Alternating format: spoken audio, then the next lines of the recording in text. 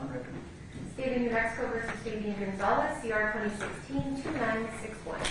Rear Salient James Grayson for the state. Steve Aarons and Hugh Dangler for the defendant who appears by video. All right, thank you.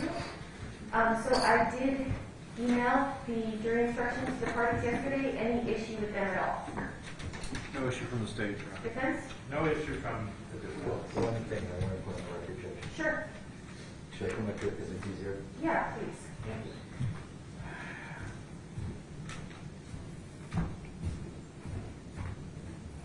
I have finally caught up to this argument a little bit more, and there's no question it can be child endangerment resulting in death, and that's in State versus Chavez. There's 3 child endangerments.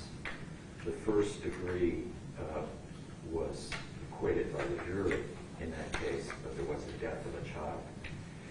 So I've caught up to, I think, where the argument has been going that I have been missing. I tried to find any evidence of indirect causation, which is what my argument has been all the way along. And I did find in the Court of Appeals opinion by Lynn Pickard this line: because direct evidence of abuse is not required to sustain a conviction for child abuse of endangerment. The defense had raised that it shouldn't have gone to the jury, the first degree. And that was her response, and she cited to State versus Graham. I read State versus Graham, and it was talking about direct or circumstantial evidence could support a conviction for child abuse. But it's at the 3rd degree level. I think what may have happened in this case is, and I didn't follow all of the state's arguments, but I did read the cases that they gave me and thought through it as best I could. Just as Lynn Pickard, I think, missed the point here, it didn't require her to go into great depth, because she also said it wasn't prejudicial, the fact that the jury acquitted. So what if they got it? I mean, that was her basic opinion. So I don't think she thought it entirely through. Also, she was reversed, so I don't know if it's presidential. However, I did find that one reference to it. I haven't found anything else that suggests that indirect causation is a theory under the 1st degree statute, and that's my problem. It still remains my problem. I just wanted to say that I haven't let go of that issue, because the record needs to show that I'm still saying that, and I'm not trying to trick the court. I understand. Thank you. Thank you, Judge. Any response, Mr. Grayson? No, Your Honor, other than UJI 14251 covers that subject. All right, thank you. So I think defense has waived their record on that particular issue. I will allow the jury instructions to stand as they've been submitted. So I will number them in the order that I sent them to you in the email yesterday. And Ms. Martens is present, so we're going to go ahead and bring her now. She's going to come in through this door since we have the plexiglass over that door, so no one's aware. So once she's seated, we'll bring in the jury. And do we have Mr. Mitchell joined? He should be on Zoom, and my understanding is that if he needs to speak with his client or she needs to speak with him, he'll signal. Is that correct? That's fine. That's what he told me. We probably just need to tell her that. Sure, we can do that. And we won't have him on the screen here, but we'll have him on the screen in front of Lisa, so you can let us have it.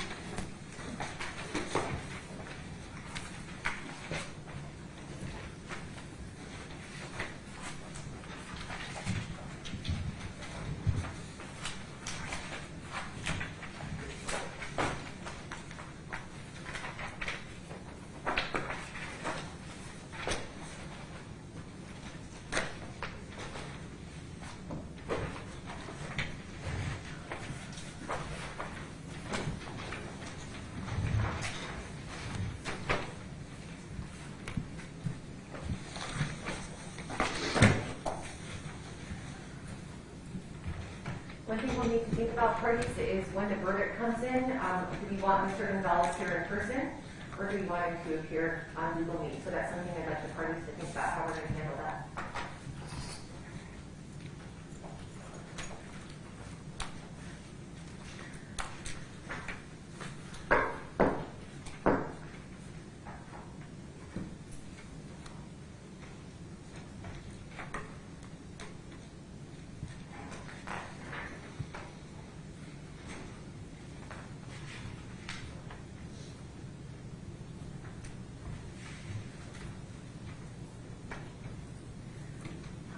Lisa, we are going to have Ms. Martin's attorney is present on Zoom, that's Gary Mitchell.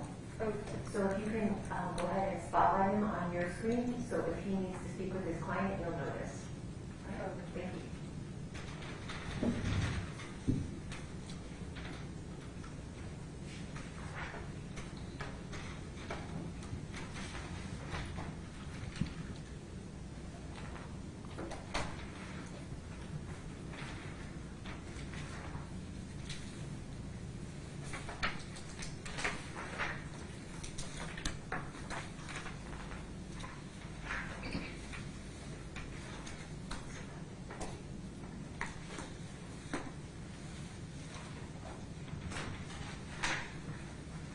I approached his Polson.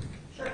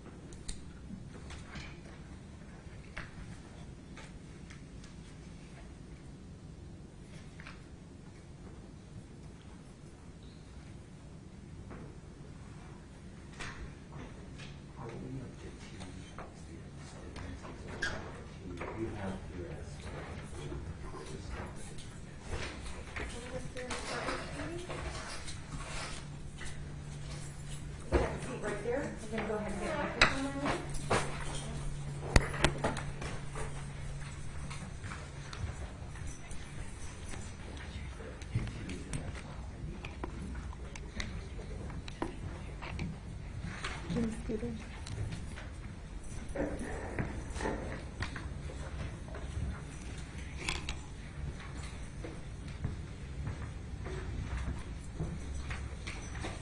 Ms. Martens, your attorney is on Zoom. He's observing the proceedings on Zoom. If you should need to speak with him during your testimony, you can just let me know you need to speak with your attorney, and then we'll give you that time to talk to him. Okay. Okay, so just let me know if that comes up. All right, are we ready for the jury? They're not all here. They're not on through yet. We're a little bit early.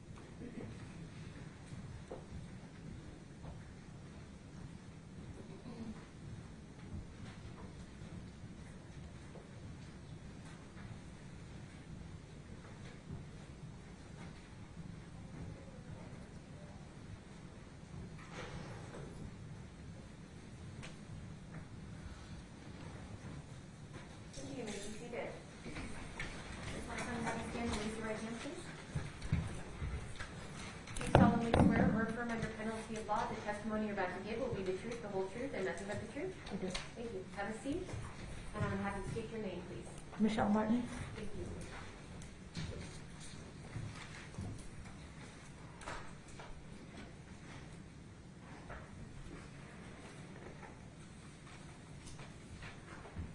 Ms. Martens, can you hear me? Yes. I've got a better mask I'm on. going to need you to speak quite a bit louder, please. Quite a bit louder. Okay, good. How's that, Your Honor? Is that better? A little bit louder, because the jurors back there aren't going to hear you. Oh, sorry. Okay, so, Ms. Martens, do you want to be called Ms. Martens or Michelle for this? Michelle, please. Michelle, okay. I've seen you once before, but I don't think you and I have ever talked, have we? No. Okay. And you understand that I'm representing Fabian Gonzales, who you can't see in the courtroom. He's actually on a monitor that I don't think you can see from where you are. Okay.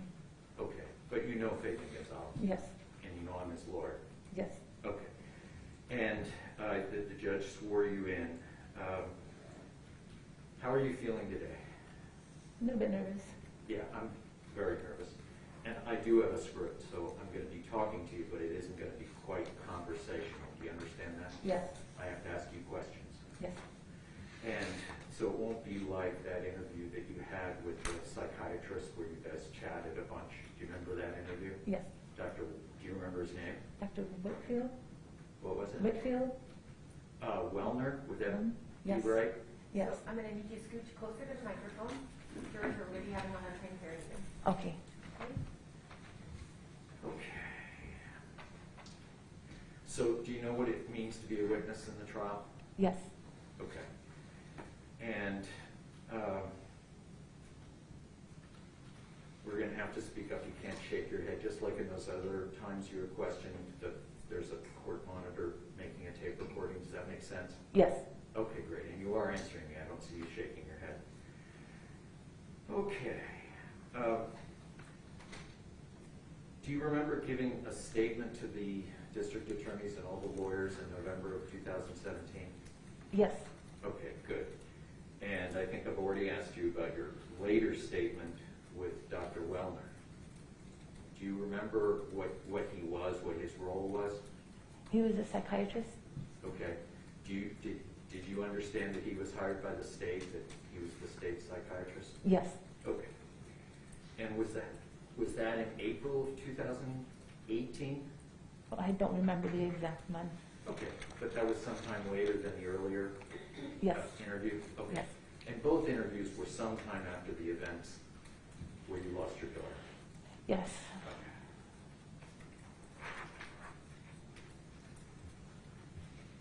So, right after this happened that morning, August 24th, were you bleeding? Yes. And did you go to the hospital? Yes. Okay. We'll come back to that. But do you remember after the hospital being driven to the police station? Yes, I do. Okay. And do you remember what happened in the police station? No, they were interrogating me. Okay. And do you remember much of that interrogation? Vaguely? Vaguely. Yes. And Dr. Wellner went over certain aspects of that interrogation with you, didn't he? Yes. Okay. And did that help you remember something from it? A little bit. Okay. Do you know why you said the things you said in that Objection, interrogation? Your Honor, may we approach? Hold on.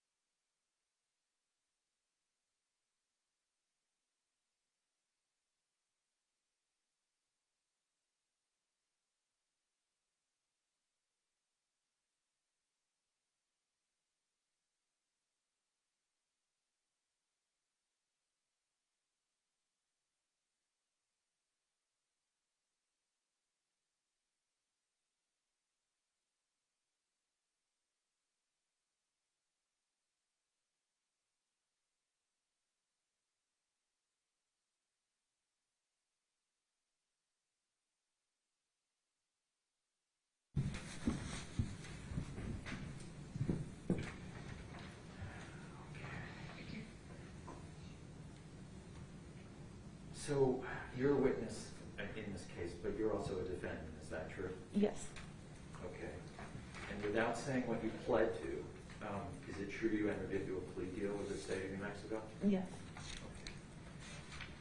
Okay. And is your attorney available to you in case you need to ask him a question or talk to him? I think so, yeah. Yes. Okay, so make sure you know you can do that if you need to. Yes. Okay, so you're a witness, you're a defendant, and are you also a victim? Yes, I am. Were you attacked during the night of August 23rd, early hours of August 24th, 2016? Yes. Okay, and what happened? I was woken up from, I was passed out from 12 to 4:30, and then I was woke up by Jessica on the side of my bed asking me if I believe in Jesus. And Okay, hang on, just, I don't want you to go too fast. And then after when she asked you if you believed in Jesus, were you still in your bed? yes. Okay, and then what happened? And then she was like, you, pardon my language, she said, you first, bitch. And then she took the iron and she hit me with it right here. Yes, right here. All right, so first let's have that mask over your nose. Okay, so Please. And then let's get the microphone a little bit closer. We're having a hard time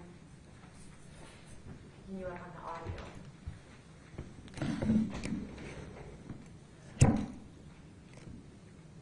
that one? Yeah, let's try, we're going to try different things with that one.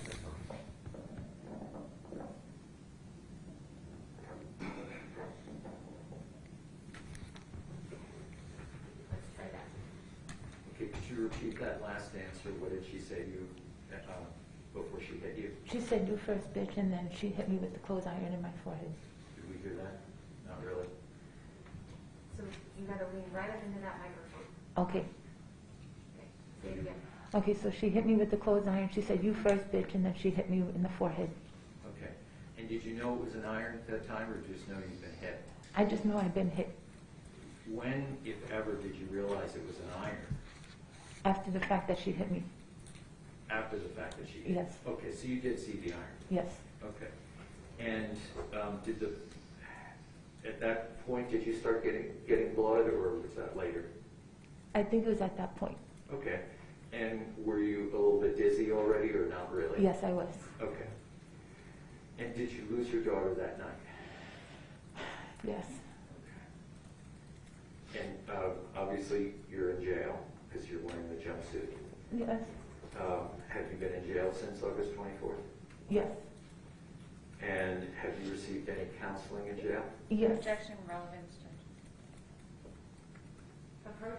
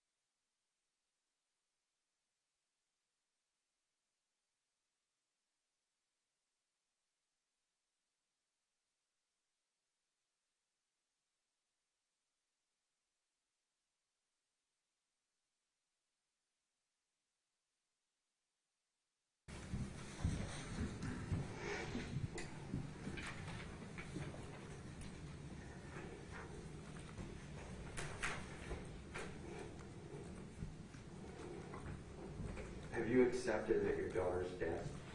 Not fully, no.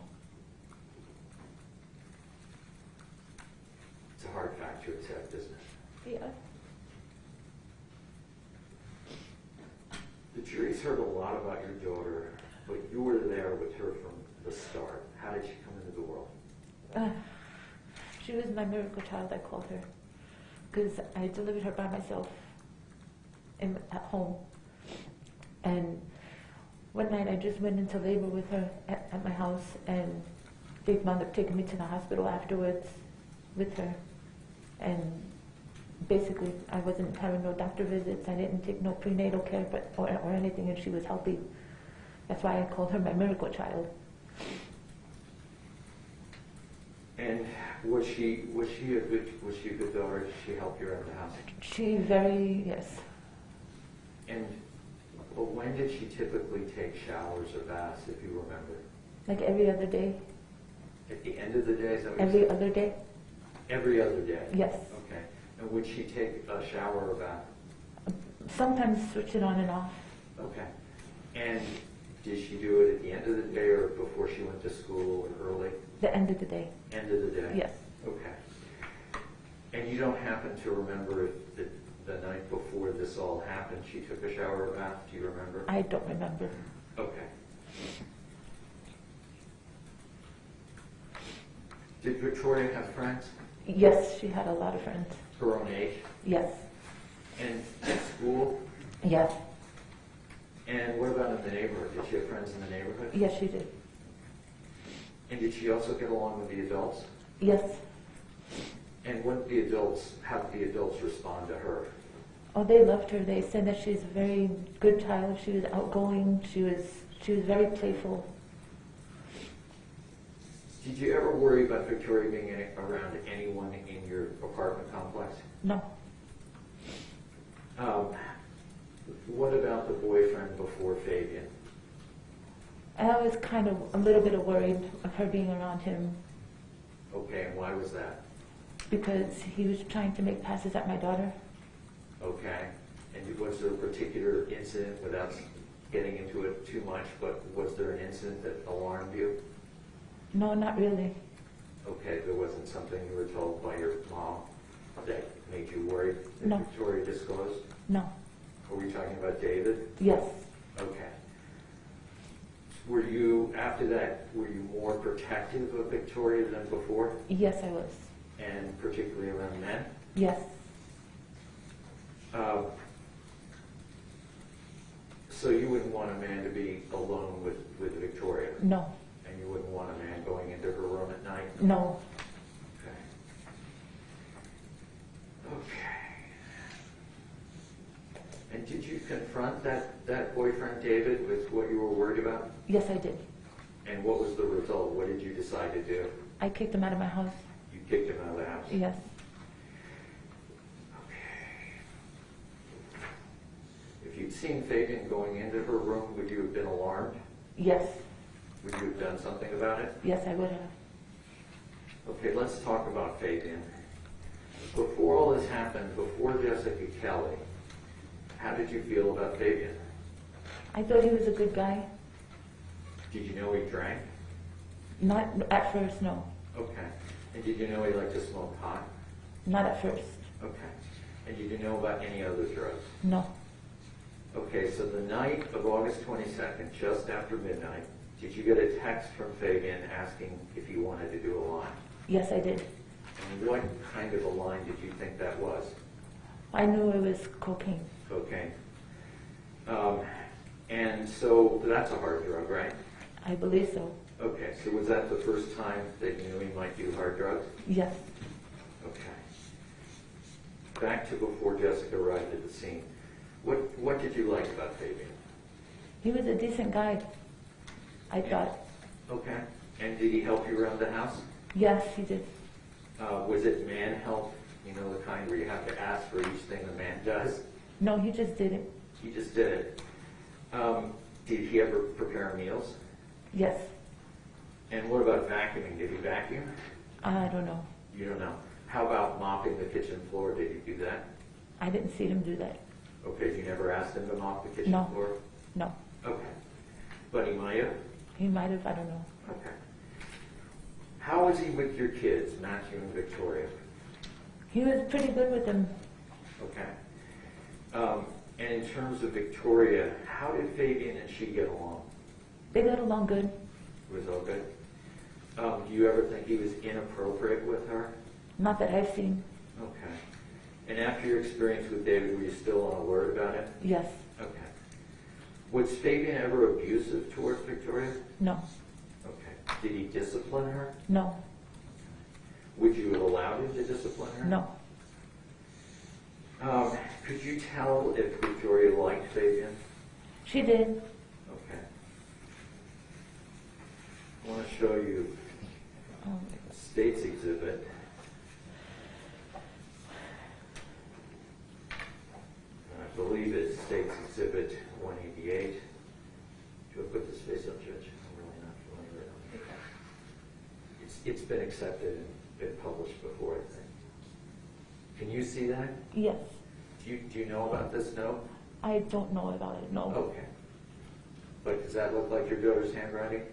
Yes. Okay. And it looks like she liked it? Yes. Yeah. There's a second page to it. I don't really understand what this page is, but can you tell me anything about it? Does that look like, should I turn it upside down for you? You know your daughter, what do you think she was saying in that note? I have no idea, to be honest. Okay. I don't. Okay. Thank you very much. Do you think there's anything inappropriate about those notes and she didn't really know about them? No. Okay.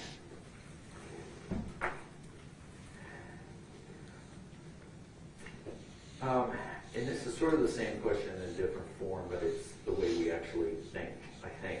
Was there anything in Fabian and Victoria's relationship that made you feel, I don't like this? No. Not at first, no. And was Fabian ever mean to your kids? No. So why not tell your folks about Fabian? Because I was afraid. I'm sorry, I couldn't hear that. I was afraid. You were afraid? Yes. Okay. And was it too early in the relationship? Yes. Now, did you invite Fabian to live with you, or did he invite himself? I invited him. And after you met Fabian, did you quit your job? No. And after you met Fabian, did you start taking drugs? No. And after you met Fabian, did you stop caring for your kids? No. How would you say things were between the two of you at that time? At that time, it was okay. It was okay? Yes. And I think you have to lift your mask up over your Oh. nose. I'm sorry to notice it, but Sorry. that's what we've got to do. And if mine falls down, tell me. Okay. Okay. Now, when Jessica Kelly came into your life, how did you first hear about Jessica Kelly? Fabian had told me about her. And what did Fabian tell you about her? That she was getting out of prison and she needed a place to stay. Okay. And were you sympathetic to someone not having a place to stay? I was. And did that have something to do with homelessness for you? No. It's just I don't like to see people like be homeless, you know? Okay. And you yourself had experienced some period of homelessness, no? Yeah, a while back. Yeah. Okay, so how did your relationship with Fabian change when Jessica came into the picture? He started getting attitude. Okay. With you or with her or how? With me, he started yelling at me. Okay. Did you feel like he was somehow between you and Jessica? Yes. Okay. Now, when you decided Jessica had to go, did Fabian agree with you? Yes, he did. Okay. What happened on the night of the barbecue, if you can remember? Were you at work? I was at work, yes. Okay, and when did you get off of shift? 9:30 at night. 9:30. And who picked you up? Fabian. Okay, and did you have your children with your parents or were they home? They were with my parents. Okay, so did you go pick up your children? Yes. Okay, and then you went home. Yes. So in the car, what was Fabian's mood, attitude, whatever? He was kind of like distant. Distant? Yes. Okay. And when you got back to the house, did he tell you all what happened, or did he tell you in the car? No, he said that he just got hit by somebody at the barbecue. Okay. Could you see it that he'd been hit as the black You lights could, went up? yes. Okay. And how was your daughter relating to him? Was she sympathetic, or did she not want to listen to it? She just asked him what happened to his eye, and she was like, "Oh, I hope you feel better." Okay. And when you got back to the house, there's a question of whether there was any bleeding or any kind of blood around the eyes. Was there? I didn't see any. You didn't see any. No. Did anybody wipe him down with a rag? No, Not that you saw? not that I saw. Okay. And when he was distant, was he also angry? Could you tell? I couldn't tell. Okay. Was he angry at you? No. Not at all.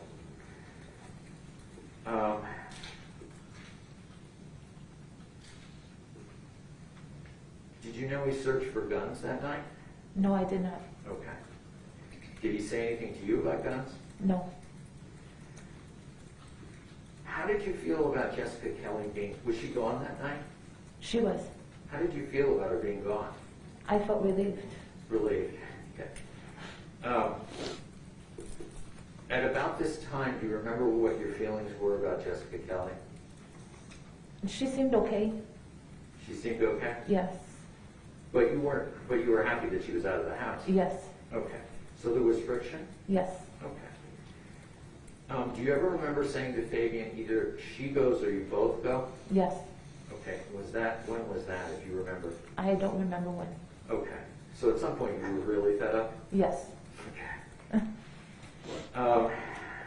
And at the time you said you were afraid. I think you just answered afraid somewhere in there. I missed it. What were you afraid of that night at the barbecue? I thought Fabian was going to hit me. You thought Fabian was going to hit you? Yes, because he was so angry. Okay, so you were a little afraid that night. Yes. He was pretty angry. Yes. Okay. Had he ever hit you? No. Did he hit you? No. Okay. Did he even make a gesture to hitting you? No. Okay.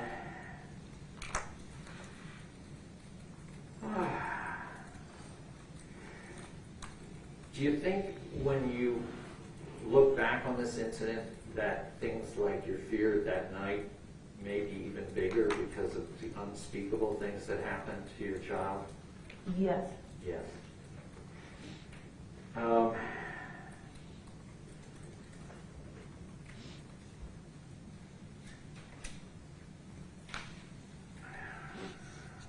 Let's go to Jessica Kelly.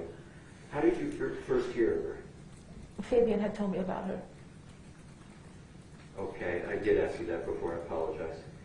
And you knew she was coming out of prison. Yes. And when you first met her, what did you think? I thought she was nice. I'm sorry. I thought she was nice. Nice. Okay.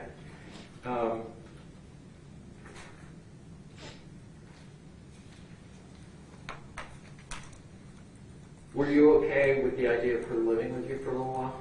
At first, no. At first, no. Yes. But then you decided it was okay? Yes, and I only gave her a week's time to stay. A week's time. Okay. So she was supposed to be there a brief period of time. Yes. Okay.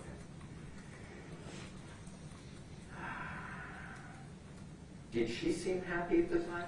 At the time, yes. Okay, good. And there's been evidence that you drove around one night with Jessica and Fabian late at night. Do you remember that? Yes, I do. Okay. And was Victoria in the car with you? Yes. Okay. And was that a school night? Yes. Okay. So that would be very unusual for you? Yes. Okay. And do you think now, looking back, that that was a red flag? Yes. Okay, so while you're driving around that night, were you driving or was Fabian? I was. You were driving? Yes. Okay. And did it feel like an adventure that night, or did it just feel really weird? And it just felt weird. Okay. And did you know what Jessica was doing at all those stops? I don't. Okay. But now you know that's a red flag, right? Yes, I do. Okay. And then what happened with Jessica after that? Did you two exchange clothes at some point? Yes, Okay. She got some of your clothes and you got some of hers? yes, Okay. And you were both smokers, right? yes, And Fabian smoked as well, but not as much. Is that fair to say? yes it is. So was it nice to have another smoker around for a little bit? No, not really. Not really. Okay. Where do people smoke in your house? On the back balcony? And was that the only place they were allowed to smoke? Yes. Was there anything else you liked about Jessica? No, Okay. Did she seem energetic? she did. Was she trying to get a job? Yeah, I took her to an interview Okay. Where was that, if you remember? at Church's Chicken. Okay. Do you think she got that job, or do you not know? She told me she did. Okay. Now, did Jessica get along with your children? As far as I know. Okay. Now, it's kind of, we have to separate them, because Matthew didn't live with you all the time, did he? No, not all the time. You shared custody with his dad? Yes. Okay. So he wasn't around the entire time. No.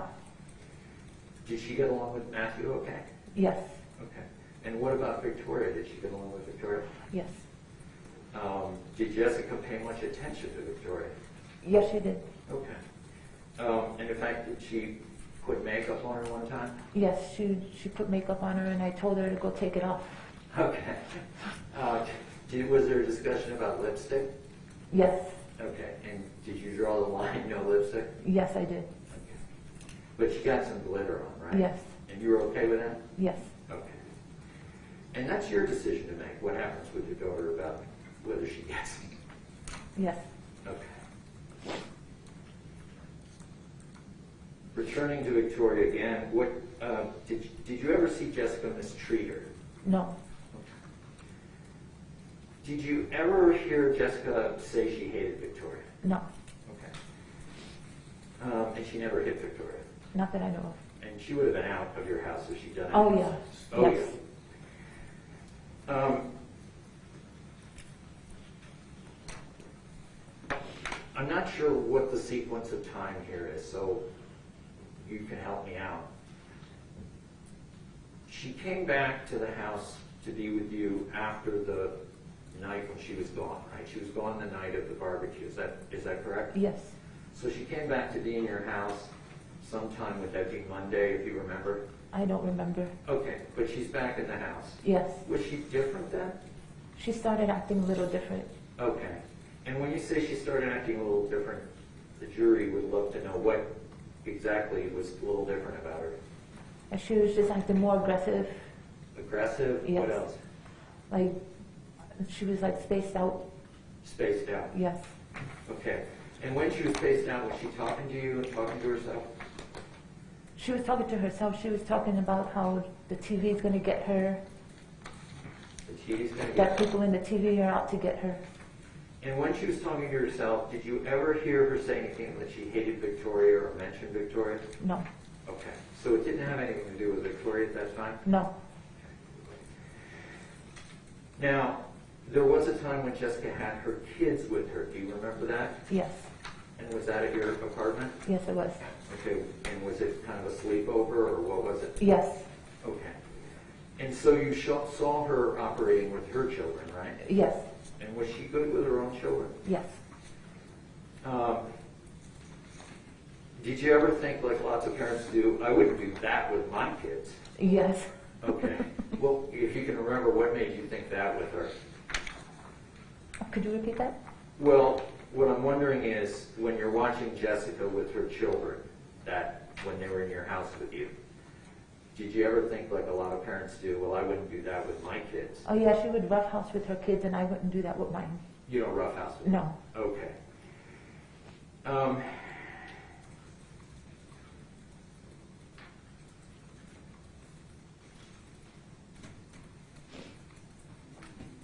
May we approach Judge?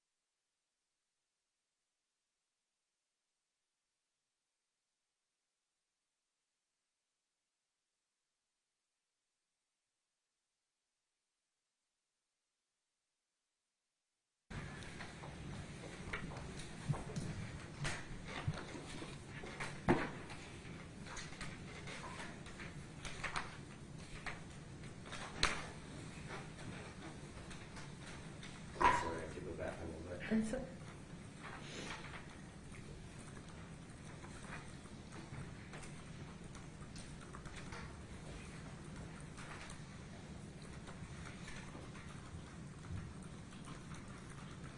Okay, when you were talking to Dr. Wellner, this goes back to the barbecue incident, did you tell him that you were pretty afraid that night? not that I could recall. I couldn't hear your answer. Can you just Not that I could recall. Okay. You don't remember saying you thought if you kicked Fabian and Jessica out, they might get mad and come back with guns? Oh yes, that I did say. Okay. And what period of time were you talking about if it wasn't the night of the barbecue? I don't remember. Okay. And do you think that maybe that fear that you're talking about in that interview is somewhat related to what terrible things happened to your child, and how could this have happened? No, because this was before the incident. I think you did say that before, but I was just asking you in the context of people coming back and shooting up the house. Because you didn't ever hear a threat of that, did you? No, I didn't. Okay.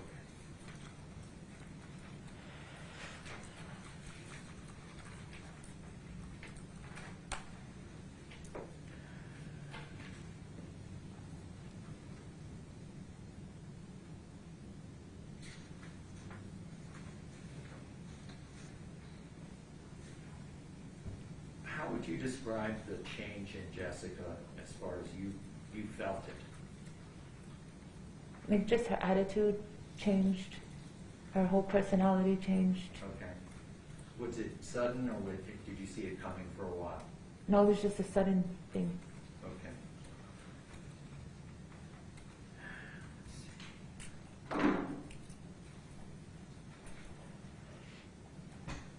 Without saying what Dr. Wellner said, without saying his words, did you get the feeling that he didn't like Fabian? No, You didn't get that feeling? no.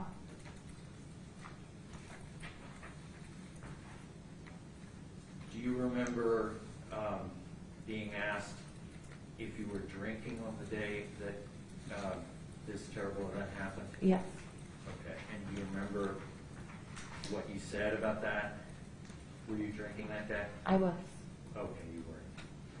But does that bear some shame for you? Yes. Okay, let's go to the start of the day when Victoria died. Did it start out okay? Yes, it did. Okay. And was it a school day? Yes, it was.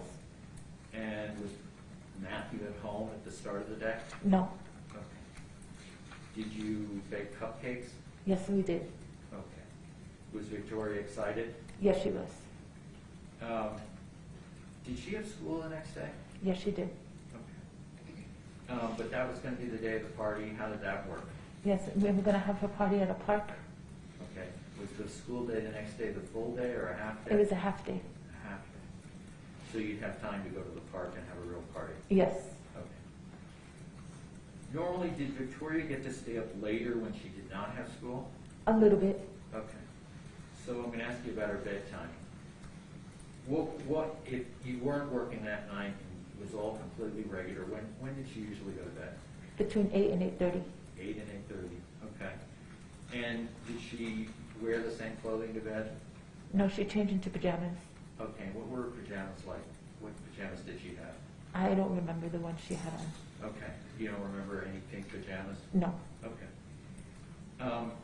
Now, she wound up having to stay up later on the nights you worked. Is that fair to say? Yes. Because you had to pick her up at your mom's house? Yes. So those were late nights. Yes. And we've talked about one late night that were you driving around with her. Was there any other late nights like that? No. That you recall?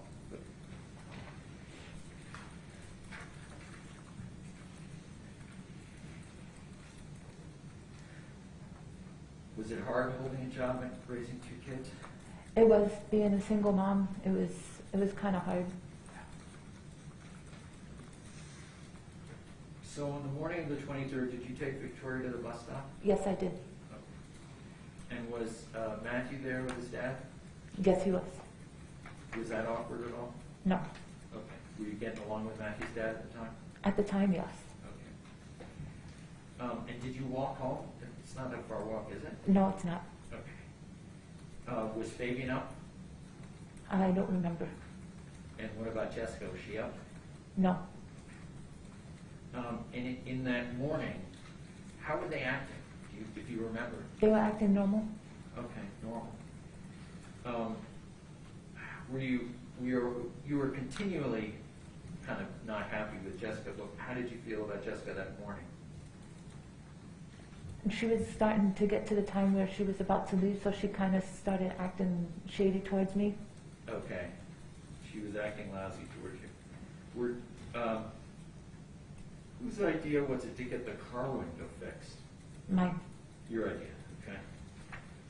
Do you know about when you left the apartment for I that? don't. Okay. And you don't really know? Do you know how long you were gone? I don't remember how long. Okay. When you got back home, did Fabian fix the window? Yes. Did that make you happy? Yes. Had that window been out for a long time? Yes. And it's hard when you can't roll up and down your window, is that true? Yes.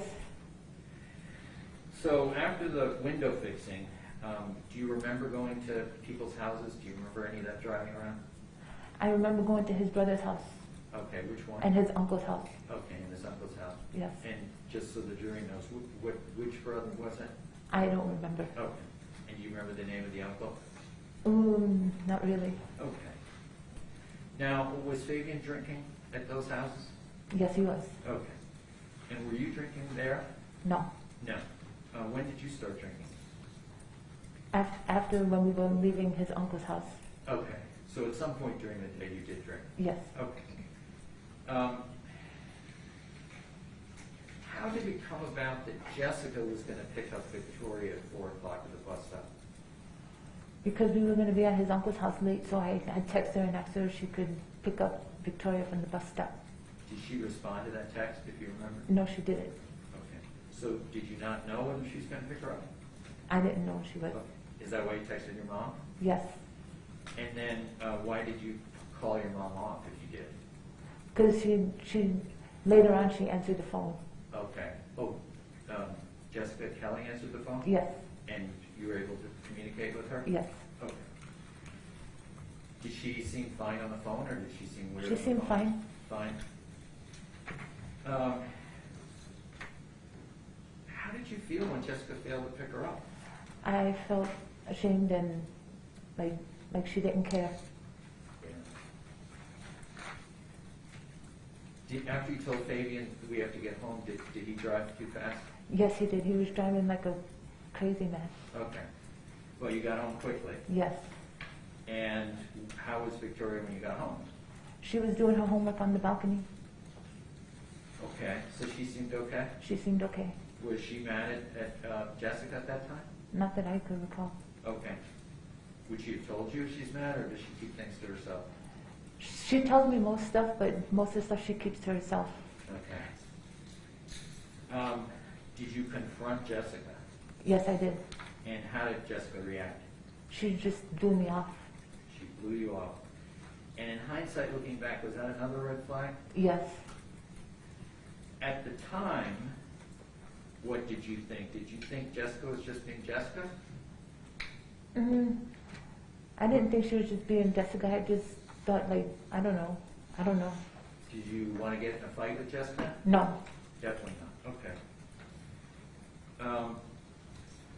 Who made the decision to leave Victoria with Jessica the last time when you guys left? That was me. That was you. Did Fabian ever make decisions about Victoria? He made that when he talked me into leaving her with her. He talked to you into Yes. it? So he took part in that decision? Yes, he did. Okay. But wasn't it your decision to make? Yes, it was. Didn't you always make the decisions about Victoria? Yes. Okay. And in hindsight, the worst decision in life. Yes. But at that time, was the neighborhood out? Yes. And do you sort of rely on neighbors? And if you don't, say you don't. Yes, I do. Okay. And they do look out for it. They do. Didn't the neighbor call you to tell you that she walked Jessica home Victoria home from the bus stop? Yes.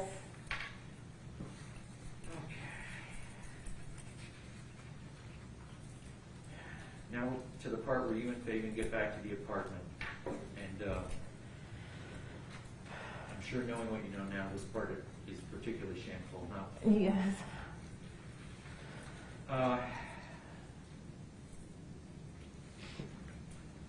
What's your recollection of what Jessica did? I didn't know she did anything until after the fact. No, right, but I mean, just what she did when you were sitting. You came back in the car with Fabian, correct? Yes. And were you guys having a good time? Yes. Yeah, and that feels really bad now too, right? Yes. And you were listening to music, and is it fair to say you weren't paying too much attention? Yes. And Jessica, did she come out of the house, the apartment? Yes, she was holding Victoria in a blanket. Okay. Do you have any recollection of you could see any of Victoria's clothing, or do you not remember? I couldn't see any of her clothes, so it was from her neck up. Okay.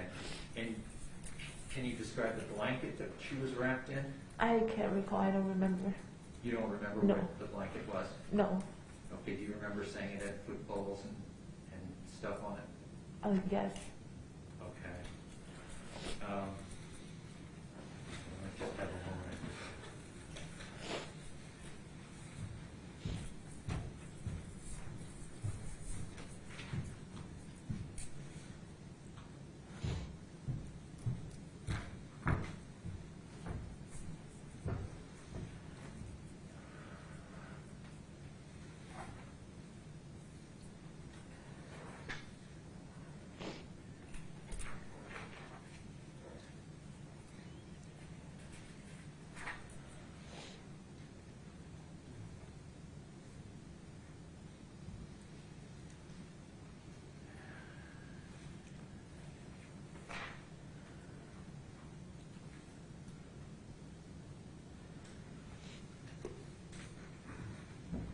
Does remembering about the footballs give you a little bit more memory about what the blanket was? No. Was that a blanket you knew about? Yes. Okay, can you describe it a little bit for the jury? It was a fleece blanket, and it had the footballs on it. And anything else? Was it a sports blanket? What was it? I don't remember what else it had on it. Okay, and do you remember where that blanket usually resided? In my son's room. Okay, so was it your son Matthew's blanket? Yes.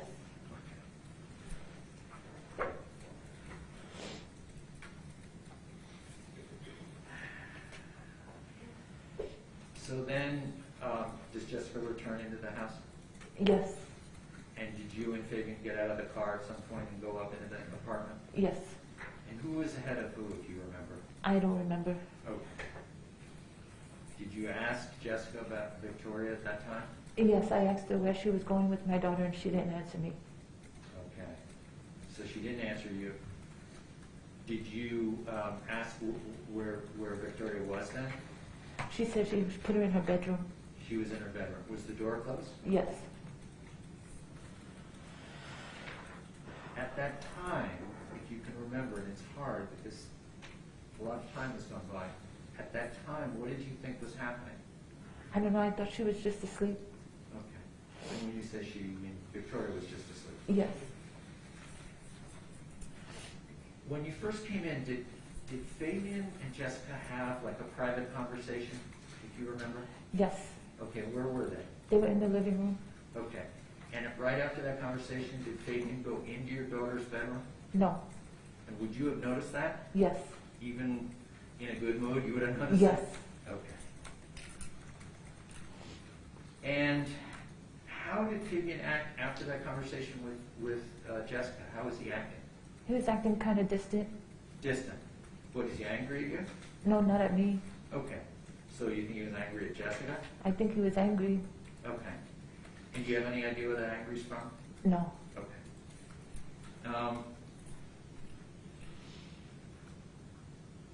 Did he start acting strange towards you, Fabian? Yes, because he wasn't as close with me as he was before. He was very close to you before, but ever since Jessica, there's been some friction. Yes. And you're still feeling that friction? Yes. Okay. Did he help you make supper? Yes, he did. Okay. Do you remember when supper happened? What supper happened? Yeah, what's the sequence? I know there's a part where you go into the bedroom, but was supper before that, or did you come out later to have supper? Do you remember? I don't remember. Okay. And for the rest of the night, you did go into the bedroom, right, at some point? Yes. Okay. And was Fabian with you then? Yes. And did you guys make love then? Was that happening? Did you guys have sex? I don't recall. Okay, you don't recall, but that could have happened during that period of time? Yes. Okay. Did Fabian that night ever look really upset to you? No, he just had he just looked like regular. Yeah, okay. And was he ever sweating from exertion, could you tell? I couldn't tell. Okay. Did he basically seem his usual self? No. In the sense that that friction was still there? Yes. And were you paying pretty close attention to Fabian at this time? I was trying to. Okay.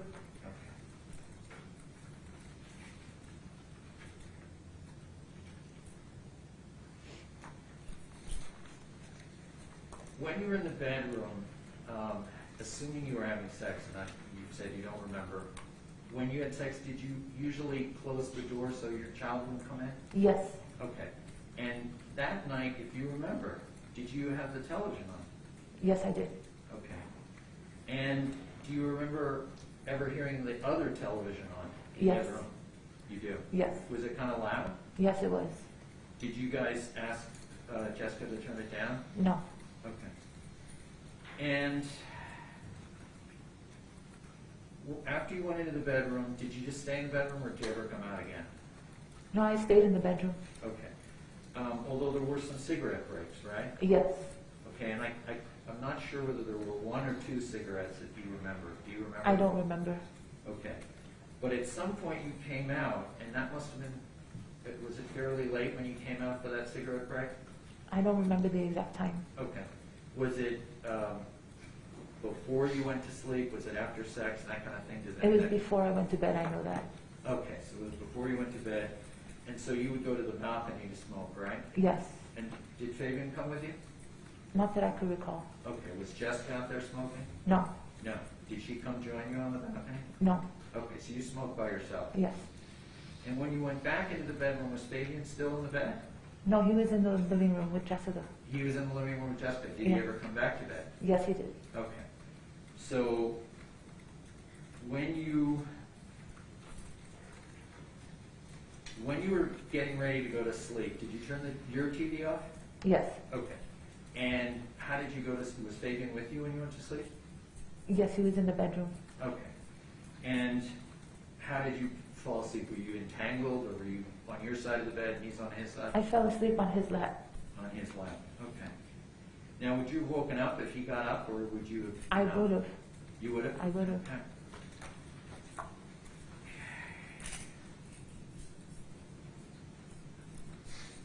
When you went out for the cigarette on the balcony, you would pass through the living room to get to the balcony. Is that fair to say? Yes.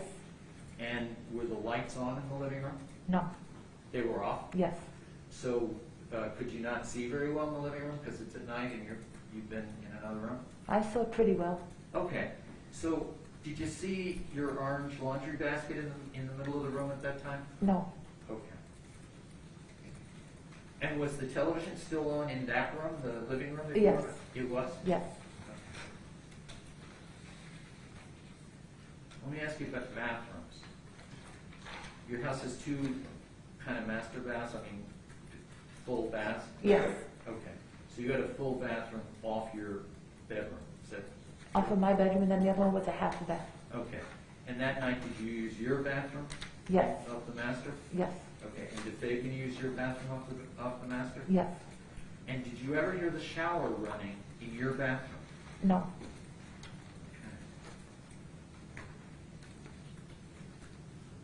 Now, when you had the interview with all the lawyers, which was the earlier interview, do you remember talking about your dryer?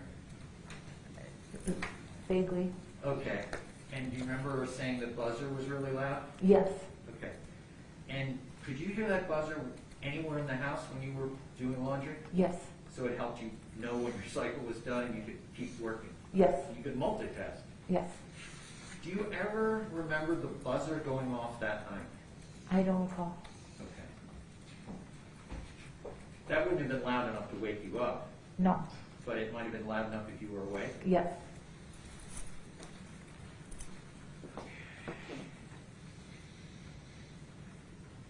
Now, your fight with Jessica, did it go on for a long time? And how was she hurting you? How was it happening? Okay, so after she hit me with the iron, I went to get up and go into my daughter's bedroom because I was going to take her and I was going to jump from the window. And when I got up, she hit me again with the iron in the back of my head.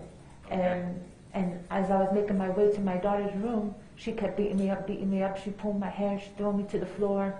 She was just beating me up like... And could you see very much at that time? No, because I was dizzy from losing all the blood. Okay. And do you have a condition that causes that blood? I mean, does that make you like even more dizzy? Yes. And as you were struggling, your goal was to get into your daughter's room? Yes. Okay.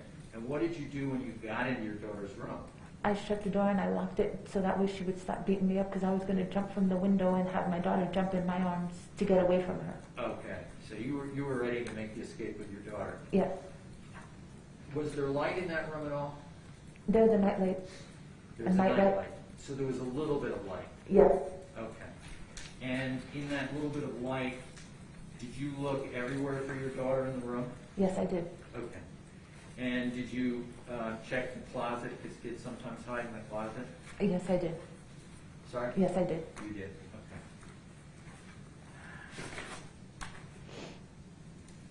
I'm going to show you what's been marked as States Exhibit 170.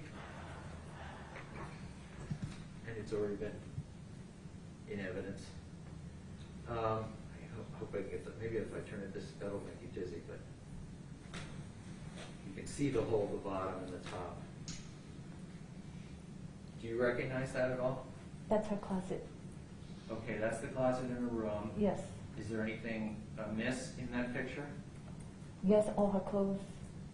And when you say all her clothes, you're talking about the clothes in the hangers or the clothes on the floor? The clothes on the hangers. Okay. So were there usually a lot of clothes hanging on the hangers in that closet? Yes, because I would put her pants in there, and then some shirts, and then the rest I would put in the drawers. Okay. Now, I know this is a stretch, but when you looked in the closet that night, did you notice any of this? I didn't. Okay. Thank you.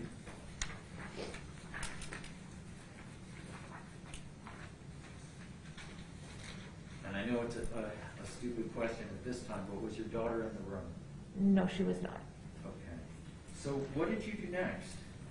So I opened the door and I asked Jessica, I said, where the fuck is my daughter? I told her. Exact words.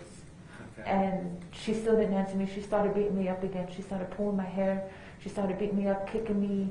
And as she's doing that, I'm making my way out of the apartment. And right by the door, I had a picture frame, and she hit me with the picture frame. And I eventually made my way out the door, and I squashed her hand in the door, and she let go of my hair, and then she said, by the way, your daughter's dead. And when she said that to you, how did she say it? Was she loud? Was she... She was low. She was low? And if you said earlier that she was vague, what did you mean by that? She was what? Vague? What did you mean by that? And she wasn't good. Okay. But vague sounds like she wasn't definitive. No. Did you sense that it was true, or did you sense it was untrue? I'm sorry, repeat that one more time? Sure. When she says your daughter's dead, was she saying that as a strong statement to you, or was it weirder than that? It was even weirder because I heard it vaguely in my ear because I was dripping blood and I was still all dizzy, so I heard it very, very mellow. Okay. And did you believe it when she said it? I did not.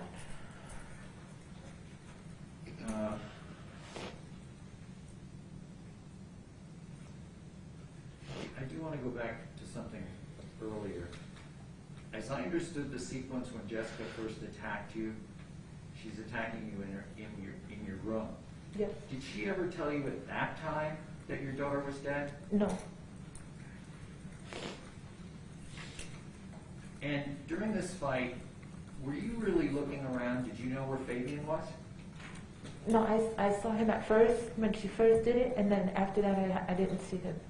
And was he ever helping you, or was he helping Jessica beat you up? I couldn't recall what he was doing because she was too busy hitting me, and I was dripping blood, so I didn't really. Did he appear to be helping you? Did he try to pull Jessica off? Do you remember? I remember he tried to pull her off. Okay. He tried to clean it up? Yes, and then she went and hit him. Okay. And is that the time he had decided he had to get out of the house? Yes, but I didn't know he had left at that time. You didn't know, okay.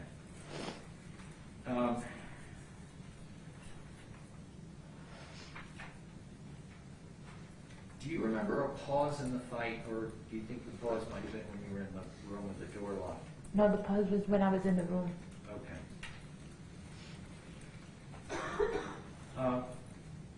So now you've gotten outside, you've heard what she said, and I know you said this already, but the exact words would be helpful. Do you remember the exact words she said to you? She said, "By the way, your daughter's dead." By the way? Yes.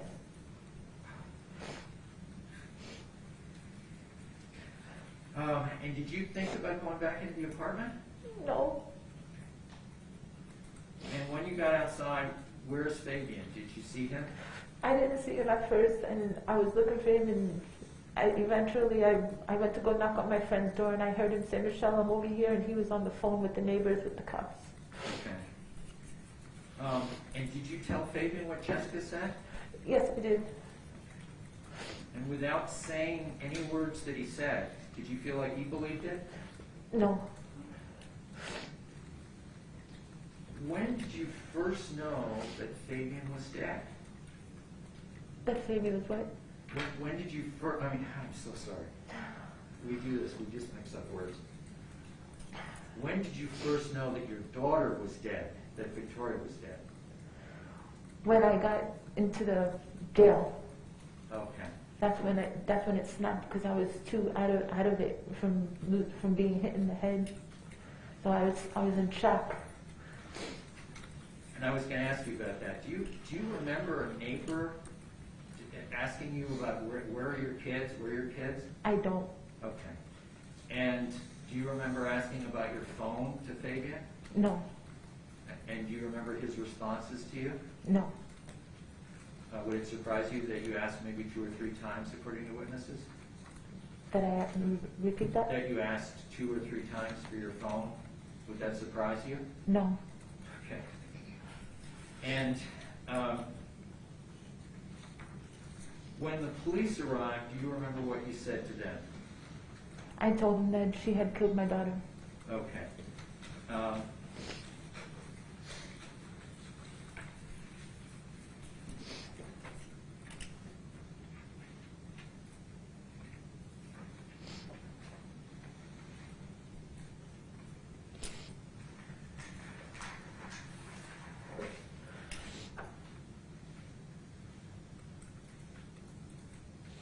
So you told them that your daughter was inside and that and that Jessica Kelly told you that she was dead? Yes. And did you also talk to them about, when they asked, did you also say that the only people in the house are just her and the baby? Do you Yes. remember saying that? Yes.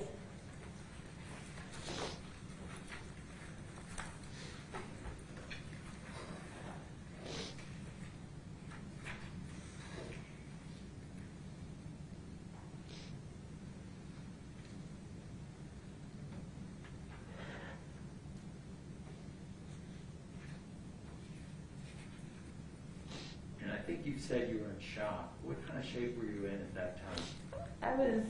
I was all dizzy. I was lightheaded. Did you request medical attention? No, the ambulance came. Okay, so someone checked you out? Yes. Did you ask to go to the hospital, or did they tell you? They just took me to the hospital. They asked me which hospital I wanted to go to.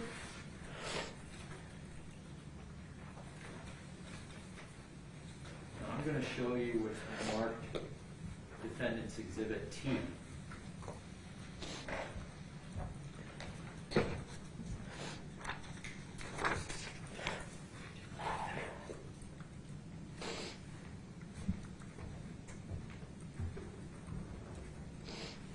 Do you recognize that photo?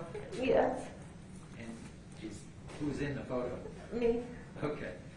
And can you tell where you are in that photo? I'm in the hospital. Okay. I'd like to have Exhibit T admitted into evidence. Any objection? No objection. You will be admitted and you may publish. Thank you. Go ahead and fill that passport in the notice, please. I'm sorry. Yeah, keep slurring.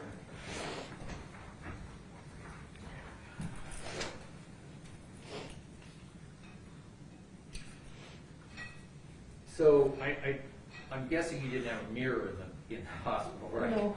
But do you think that kind of accurately reflects kind of what happened to you? Yes. Right.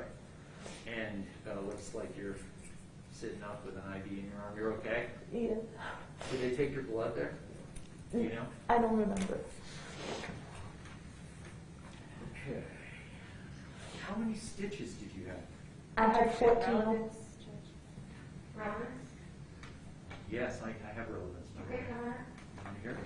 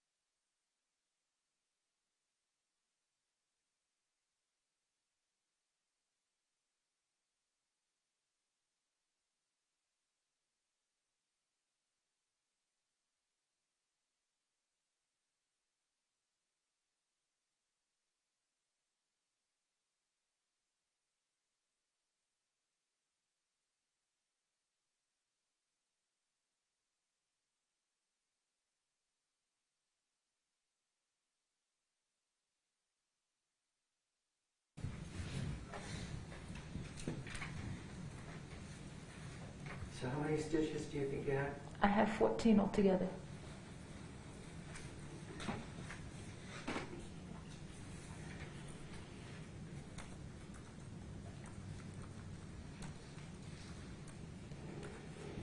Do you think that your memory today of the fight and how it happened, considering what shape you were in, could be a little bit mixed up? Do you think it could have lasted longer than you remember?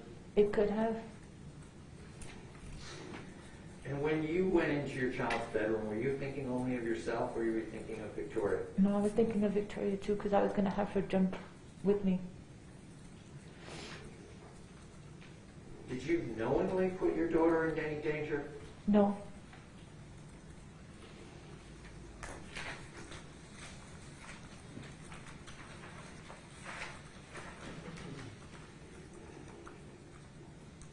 Throughout these events, did you ever stop loving your daughter? Not at all.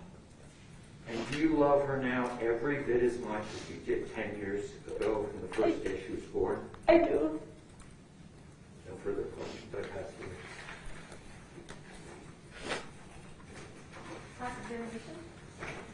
Thank you, Your Honor.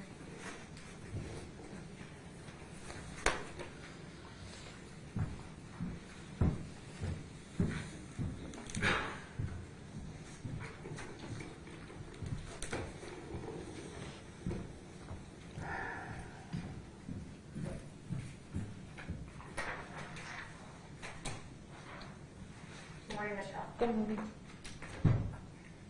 going to ask you some questions, kind of just follow up on what Mr. Dangler asked you. We've seen a picture, you had a pretty bloody cut to your head, but you didn't have a concussion, right? Yes, You did not have a concussion? that's right. The night of Victoria's murder, were you afraid of the defendant? Yes, Were you afraid of Jessica Kelly? yes, Why were you afraid of them? because I thought she was going to kill me too, Why were you afraid of the defendant? because she was very violent. What about this defendant on the screen? Fabian. He wasn't in the house, but I was afraid of him too. Do you remember giving an interview to Dr. Wellner? Oh, you were afraid of him too, but why? Yes, because his attitude, Because what? because of his attitude, he was very raged. And you've described that rage as out of proportion, correct? Yes, And were you afraid at any point that he might cause harm to you? I did. Were you afraid he might shoot you? Yes, Were you afraid if you kicked him out that it might come to something like that? yes, Let's talk a little bit about sort of the events leading up to Victoria's murder and just what was going on.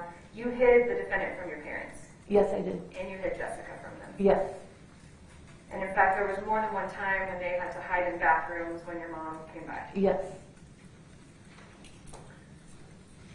But your parents knew about previous boyfriends like David and Yes. Jay. So there was something different about this defendant that you thought you needed to hide from them. yes,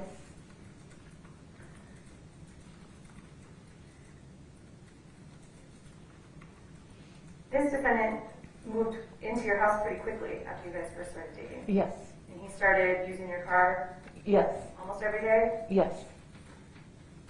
So how would that work? You would go to work, and how would he have your car? He would take me to work and he would have my car from the time I'm at work to the time I got off. Do you know where he went? I don't. You talked a little bit about the defendant and Victoria and how they got along. You described them before as close. Is that fair? Yes, And he even bought her a cat. yes, And we saw a picture of a note that she wrote, maybe to him. Do you know where that note was found? no, I don't. Tell me about the trunk of your car. What kind of stuff did you keep in the trunk of your car? I kept like jumper cables, coats, stuff like that. Do you know how that note would end up in the trunk of your car? I don't. So it wasn't something that the defendant had on the nightstand that he was cherishing if it was in the trunk of your car. Is that fair? That's fair. You told us today that Victoria typically took a shower every other night. Yes, Do you remember saying to Dr. Wellner that she took a shower every night? no, You don't? Do you know which one it is? every other night. There was a little bit of questioning about your previous boyfriend, David, and you said you made a pass at Victoria and you kicked him out. Yes, And after that, when you became pretty vigilant about who was going to be around your kids, right? yes, So let's talk a little bit about the pass that he made at Victoria. He did that in her room, correct? yes, And he did that at night, correct? yes, And you didn't know that he was in Victoria's room at night. I did it. So he possibly did that while you were sleeping? Yes, And you testified that you were sort of still in that vigilant state when the defendant came into your life about protecting your kids. Is that fair? yes, Because you wanted to avoid that type of situation again. yes, So he moves in after 1 week. He didn't have a job, correct? correct. And he was smoking marijuana in your house, correct? Yes,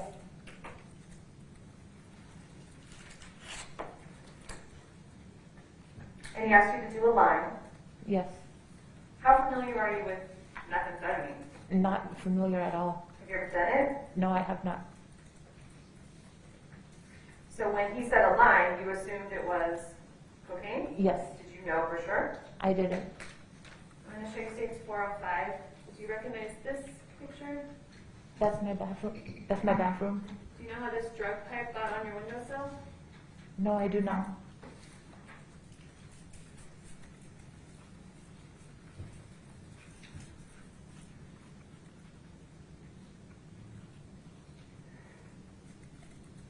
So you testified on direct that if you saw the defendant in Victoria's room, you would have been really alarmed because of this previous situation. Yes. But on the day of her homicide, he took her alone into a bathroom, correct? Yes, he did. And he didn't tell you why? He didn't tell me why. And you weren't in there? No. And he was talking to Victoria? Yes. And when they came out, Victoria had some money? Yes. And that was confusing to you? Yes. And then without your permission, he took her to the gas station, correct? Yes. In your car? Yes.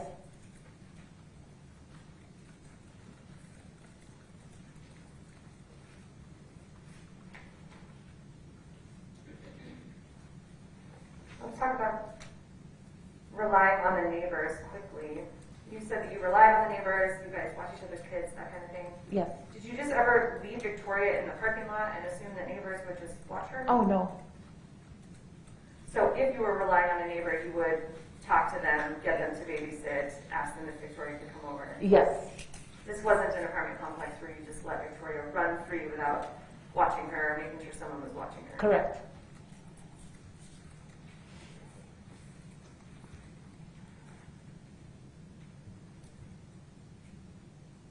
So when Jessica Kelly moved in, you knew that she was just out of prison.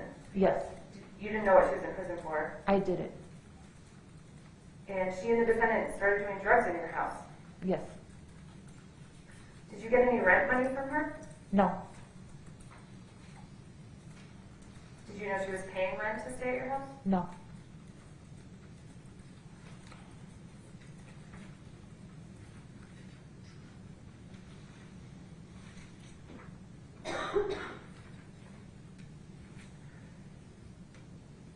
The day of the homicide, when you were driving around with the defendants, you testified on cross that you asked Jessica via text to pick up Victoria. Is that Yes. right? But she didn't answer, so you called her. Yes. If your phone records do not show any such call, how do you explain that? I don't know. Are you sure that you called her? I'm not sure. And at some point, you were maybe going to have your mom pick up Victoria. Yes. Without getting a response from Jessica, you called her up. Yes. Were you worried about your mom going over there and seeing Jessica since you couldn't get hold of her? Yes.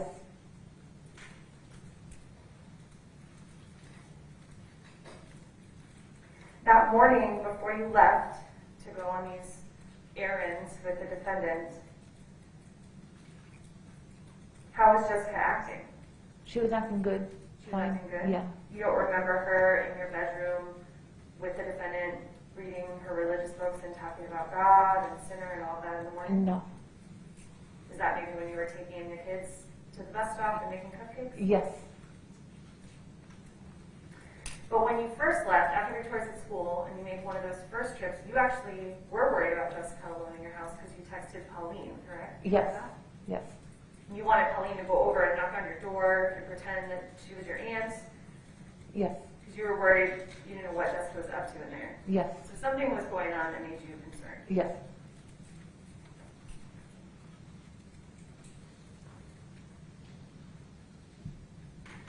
You testified that when it was clear that Victoria didn't get picked up from the bus stop because you started getting texts from your neighbor, Amanda Wilson, that Fabian drove her like crazy back home. Yes. Do you remember talking to us in December on a Google Meet for an interview? No. In December 18th of 2021, we all met for a quick follow-up. Oh, meeting. yes.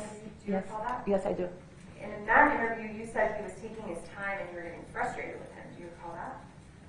Well, he was taking his time at his uncle's house, but once he got into the car, that's when he started driving erratically and fast and So he wouldn't leave right away. no. Were you trying to get him to leave? Yes.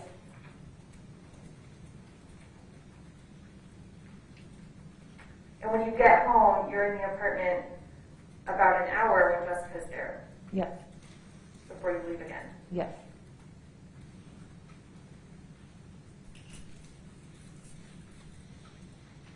And did you notice anything about her then? No. In the evening, when we've talked a little bit, we're kind of skipping around, but when the defendant took your daughter to the giant gas station, you stayed home with Jessica. Yes. Did you see her then? I seen her. And how did you think she was at She that was friendly. That she was friendly? Yes. Was she she saying weird things? No, not She at that wasn't time. talking about God or sinner? No. Do you remember her taking a call from her sister at about 6 o'clock? Yes. And did you hear that call? I didn't hear the full call. But to you, she seemed okay? Yes.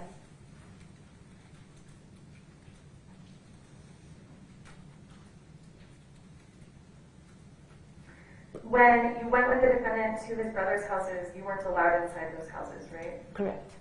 And when the defendant came out of one of those houses, you smelled something on him, right? Yes. And tell us about his reaction to you mentioning that. He got mad and he started driving really fast. I thought we were going to die. Did he say anything? He's like, how dare you accuse me of having weed? Did he threaten you? He didn't threaten me, no. He was just like, don't ever say that again. Did he say anything about talking about drug dealers? No. And you guys get back, and then you leave again, almost immediately. Do you remember that? Yes. And you didn't go in and check on Victoria? No. And you had actually bought some cigarettes for Jessica and just kind of dropped them off. Yes. And you leave again. Do you have a difficult time, or did you have a difficult time telling the defendant no? Yes. And you described him being in a rage on the day of the homicide. Do you remember that? No. And you described Jessica as being creepy and scaring you on the day of the homicide. Do you remember that? Yes.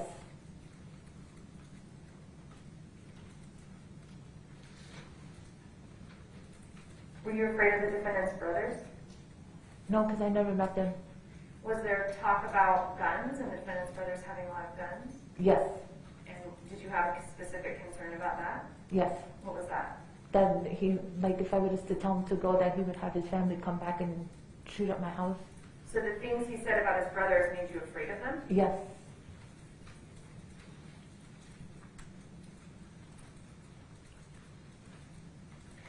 You didn't know that Jessica Kelly had a man over to your house and had sex on your couch in the middle of the night a couple nights before Victoria's murder, did you? No, I did not. And did you know that was the night that your son and Victoria were home in their rooms? No, I did not. The night that you took Victoria out, I think it was described by Mr. Dangler as maybe an adventure. This was a school night, right? Yes. And you guys were out until around 2 a.m. Yes. Were you allowed to go into any of the places that were stopped off at? No. You stayed in the car? Yes. With Victoria? Yes. And the next morning at 6 a.m., you took Victoria back to pick up Jessica. Yes. And that was before Victoria went to school? Yes.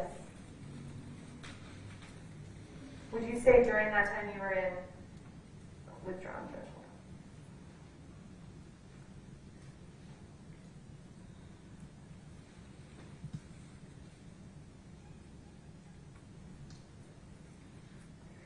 You didn't know that the defendant was talking to other women online the night of the homicide, did you? No, I didn't. Did you know he tried to get someone to come pick him up at about 10:30? No. When we talk about Jessica Kelly, you knew she was paranoid, Yes. and she was talking to herself, Yes. and she was saying people were coming to get her, Yes. and she kept saying that over and over, Yes. and she was pacing around. Yes. And you testified earlier that the defendant convinced you that it was okay to leave your daughter with this person? Yes. Now, as far as the understanding of how long she was going to stay, your understanding was a week. Yes. But you didn't know there was a rent agreement in place between her and the defendant, did you? No, I did not.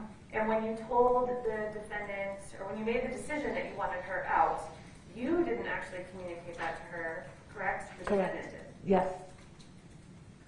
So you never had a conversation with Jessica about, you need to leave at this time. You let the defendant do that. Yes.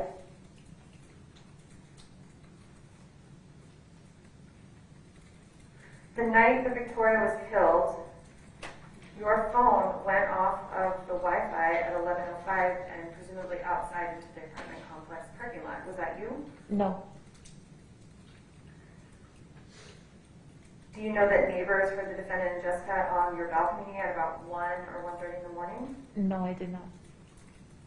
And does it surprise you that the defendant was back on his phone around 3:40 in the morning? Yes.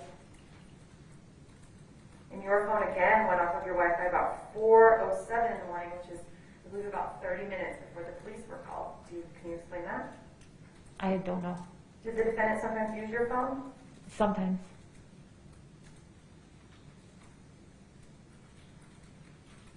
Do you know that his phone went off the Wi-Fi that night between 11:15 and up to 11:59 p.m.? No, I did not know that. And you said before that you don't know if the defendant was with you the entire night, correct? Correct. So you went to sleep at midnight and woke up when the fight started. Yes, You don't know what he was doing in between. I don't.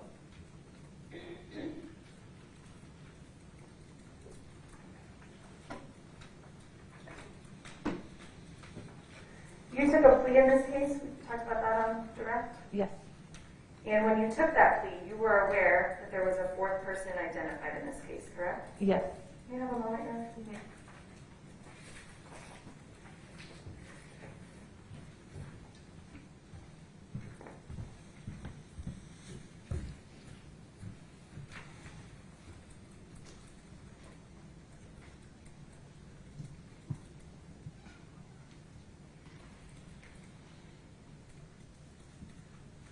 No further questions, Rep. Thank you. Redirect.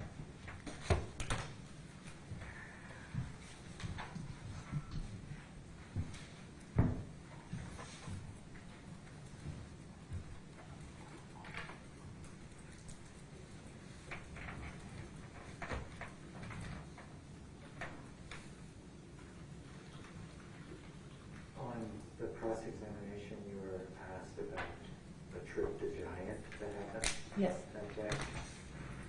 And I think the way you were asked was, without your permission, Fabian took her to the Giant. And you said yes. Do you remember if you gave permission or not? yes, I did. You did give Yes. permission? Yes, Okay. And did you also time that trip to make sure he wasn't alone with her very long? yes, I did. How long was the trip about? It was about 5 minutes there and 5 minutes back. Okay. And you were timing it? Yes. No further questions, Judge? May this witness be excused? Yes? All right, thank you. We'll take a short break for the jury. All right.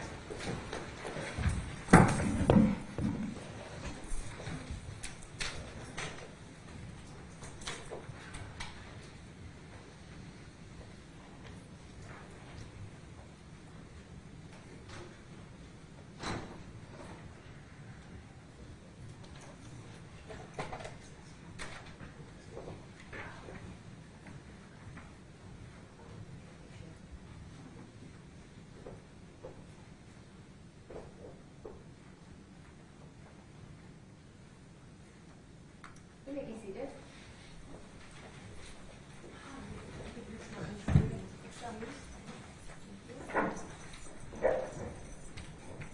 Defense, are you having any other witnesses? No, All right, so let's take a 10-minute break and then I'll have the rest in front of the jury and then we'll get started on closing, but just so we can plan approximately how long? An hour and a half to 2 hours. Okay, defense approximately? less than that, maybe 1 hour to 1.5.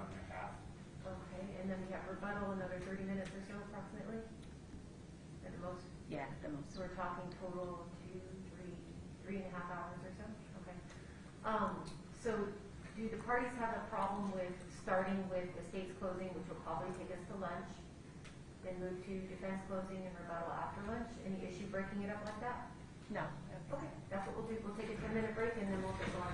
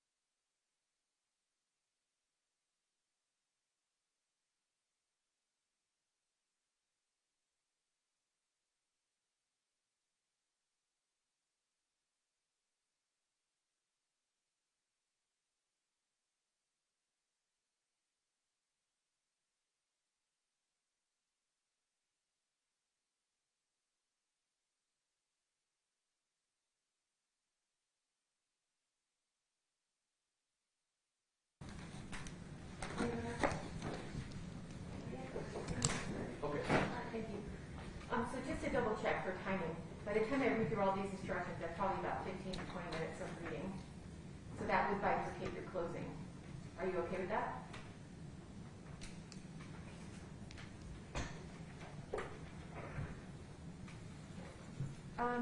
The other option is we break for an early lunch and do it all at one fell swoop.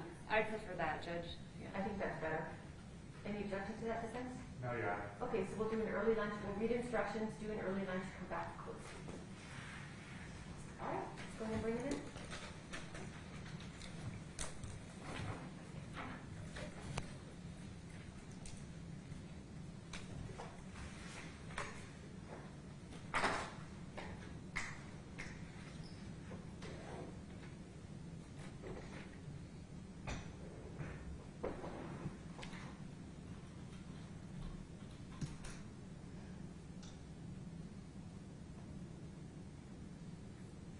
Go ahead and have Mr. Gonzales log it in or turn his camera on.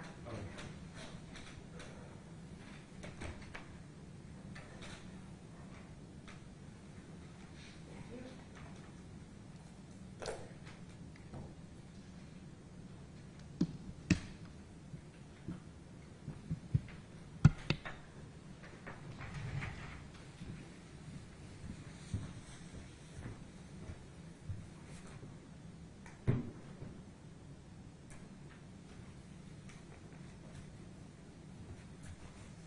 All rise.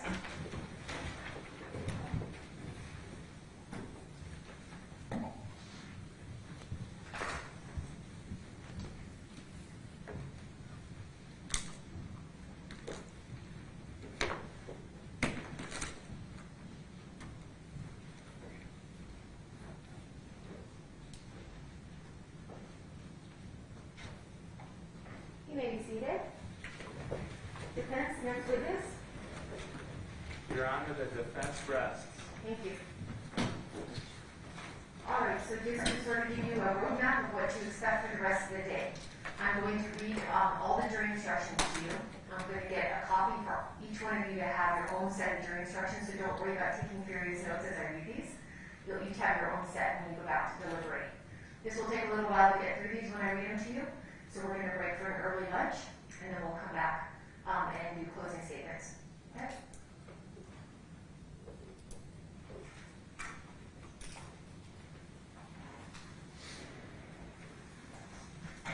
You have heard all of the evidence. It is now my duty to tell you the law that you must follow in this case. The law governing this case is contained in these instructions that I am about to give you. It is your duty to follow the law as contained in these instructions. You must consider these instructions as a whole. You must not pick out one instruction or parts of an instruction and disregard others. A copy of these instructions will be given to you when you begin your deliberations. You are the sole judges of the facts in this case. It is your duty to determine the facts from the evidence produced here in court. Your verdict should not be based on speculation, guess, or conjecture. Neither sympathy nor prejudice should influence your verdict. You are to apply the law as stated in these instructions to the facts as you find them, and in this way decide the case. You must not concern yourself with the consequences of your verdict. Your verdict must represent the considered judgment of each juror. In order to return a verdict, it is necessary that each juror agrees. Your verdict must be unanimous. It is your duty to consult with one another and to try and reach an agreement. However, you are not required to give up your individual judgment. Each of you must decide the case for yourself, but you must do so only after an impartial consideration of the evidence with your fellow jurors. In the course of your deliberations, do not hesitate to re-examine your own view and change your opinion if you are convinced it is erroneous. But do not surrender your honest conviction as to the weight or effect of evidence solely because of the opinion of your fellow jurors or for the purpose of reaching a verdict. You are the judges of the facts. Your sole interest is to ascertain the truth from the evidence in this case. You alone are the judges of the credibility of the witnesses and the weight to be given to the testimony of each of them. In determining the credit to be given to any witness, you should take into account the witness's truthfulness or untruthfulness, ability and opportunity to observe, memory, manner while testifying, any interest, bias, or prejudice the witness may have, and the reasonableness of the witness's testimony considered in the light of all the evidence in the case. You must not draw any inference of guilt from the fact that the defendant did not testify in this case, nor should this fact be discussed by you or enter into your deliberations in any way. Evidence has been admitted concerning a statement allegedly made by the defendant.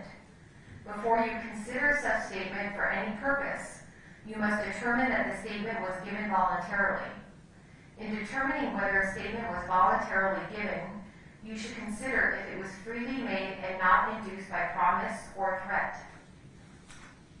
You should consider each opinion received in evidence in this case and give it such weight as you think it deserves. If you should conclude that the reasons given in support of the opinion are not sound, or that for any other reason an opinion is not correct, you may disregard the opinion entirely. The law presumes the defendant to be innocent unless and until you are satisfied beyond a reasonable doubt of his guilt. The burden is always on the state to prove guilt beyond a reasonable doubt. It is not required that the state prove guilt beyond all possible doubt. The test is one of reasonable doubt. A reasonable doubt is a doubt based upon reason and common sense, the kind of doubt that will make a reasonable person hesitate to act in the graver and more important affairs of life. Each crime charged in the indictment should be considered separately. An expert witness is a witness who, by knowledge, skill, experience, training, or education, has become an expert in any subject. An expert witness may be permitted to state an opinion as to that subject. You should consider each expert opinion and the reasons stated for the opinion, giving them such weight as you think they deserve. You may reject an opinion entirely if you conclude that it is unsound. In this case, there are two possible verdicts as to counts 2, 3, 4, 5, 6, 7, 8, and 9. 1 guilty and 2 not guilty. Only one of the possible verdicts may be signed by you as to each charge. If you have agreed upon one verdict as to a particular charge, that form of verdict is the only form to be signed as to that charge. The other form as to that charge is to be left unsigned. In addition to the other elements of child abuse with reckless disregard resulting in death of a child under 12 years of age and child abuse, the state must prove to your satisfaction beyond a reasonable doubt that the defendant acted intentionally when he committed the crime. A person acts intentionally when he purposely does an act which the law declares to be a crime, even though he may not know that his act is unlawful. Whether the defendant acted intentionally may be inferred from all the surrounding circumstances, such as the manner in which he acts, the means used, and his conduct and any statements made by him. For you to find the defendant guilty of child abuse with reckless disregard resulting in the death of a child under 12 years of age, as charged in count 1, the state must prove to your satisfaction, beyond a reasonable doubt, each of the following elements of the crime.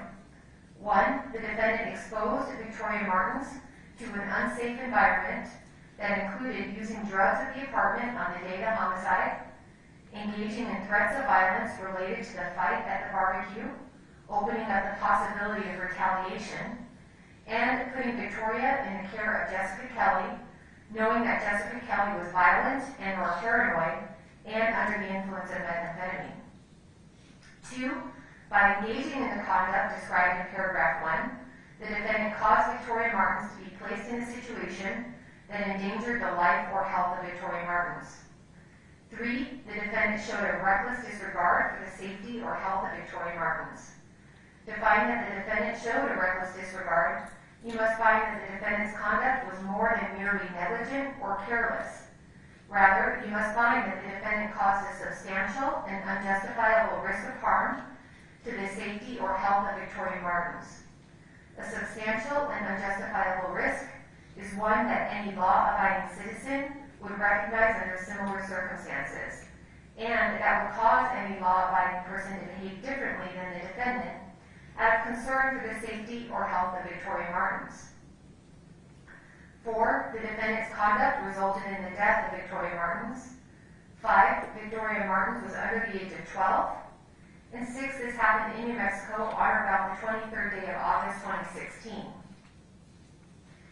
In addition to the other elements of the crime of child abuse with reckless disregard, resulting in the death of a child under 12 years of age as set forth in instruction number 14, the state must also prove to your satisfaction beyond a reasonable doubt that 1.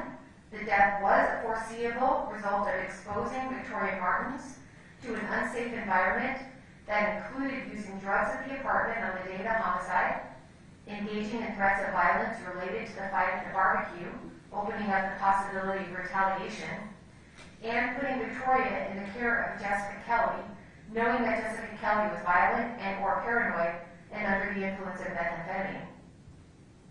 2. The act of the defendant was a significant cause of the death of Victoria Martens.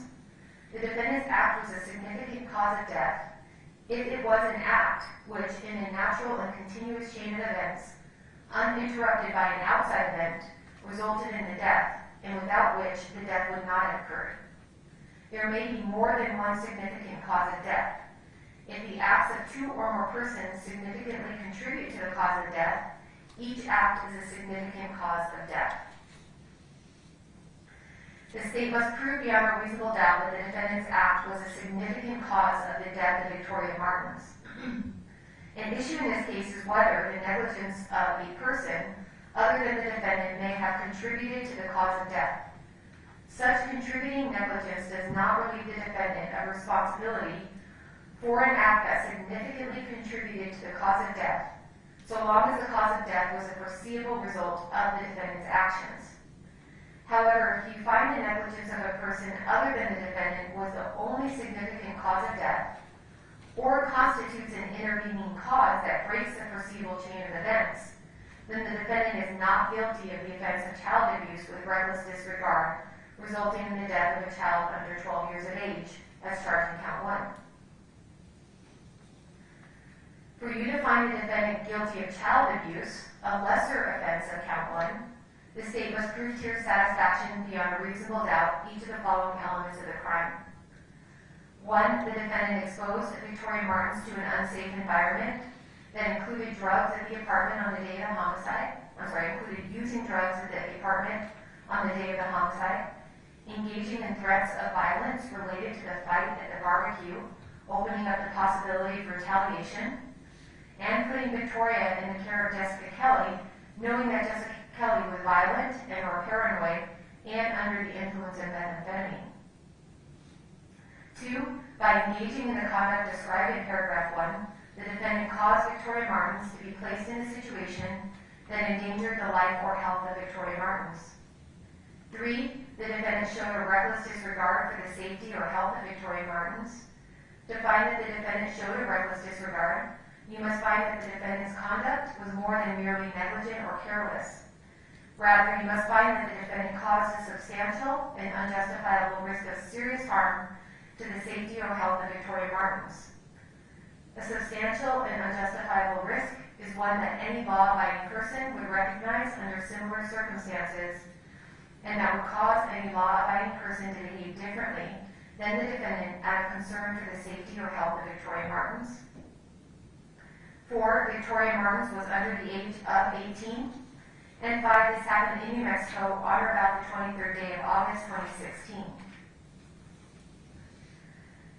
You have been instructed on the crimes of child abuse with reckless disregard resulting in the death of a child under 12 years of age and child abuse, as charged in count 1. It is up to you, the jury, to choose the manner and order in which you deliberate on the crimes charged in that count. However, to return a verdict, you must follow the procedure described in the next instruction. To aid you in your deliberations and in returning your verdict, you will be provided both guilty and not guilty verdict forms for each of the crimes charged in count 1. Unless you unanimously agree on a verdict, you should not sign a verdict for that crime. Although you may deliberate on the crimes charged in count 1 in any manner and order which you choose, you must return your verdicts for each offense in count 1 in the order they are instructed. Under this procedure, if you unanimously find the defendant guilty of child abuse with reckless disregard, resulting in the death of a child under 12 years of age, you should sign the guilty verdict for that offense and should not proceed to reach a verdict on the remaining offense. If after reasonable deliberation you do not reach a unanimous verdict on child abuse with reckless disregard, resulting in the death of a child under 12 years of age, you should not sign a verdict form for that offense and should not proceed to reach a verdict on the remaining offense. You should only return a verdict on child abuse if you unanimously find the defendant not guilty of child abuse with reckless disregard, resulting in the death of a child under 12 years of age. If you unanimously find the defendant not guilty of child abuse with reckless disregard, resulting in the death of a child under 12 years of age, you must sign the not guilty verdict form for child abuse with reckless disregard, resulting in the death of a child under 12 years of age, before returning a verdict on any other crime charged in count 1. If you unanimously find the defendant guilty of child abuse, you should sign the guilty verdict for that offense. If you do not reach a unanimous verdict on child abuse, you should not sign a verdict form for that offense. For you to find the defendant guilty of tampering with evidence as charged in count 2, the state must prove to your satisfaction beyond a reasonable doubt each of the following elements of the crime. 1. The defendant hid and or placed socks, to wit, 1 black sock in apartment 407 and 1 black sock in an orange laundry basket in 808. 2. By doing so, the defendant intended to prevent the apprehension, prosecution, or conviction of the defendant or another person for the crime of reckless child abuse resulting in death of a child under 12 years of age, child abuse, willful and deliberate murder, or second-degree murder. This happened in New Mexico on or about the 23rd day of August 2016.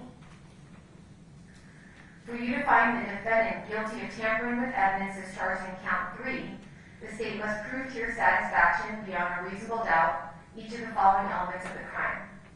1. The defendant hid and or placed underwear and a jumper in the trash can in apartment 808.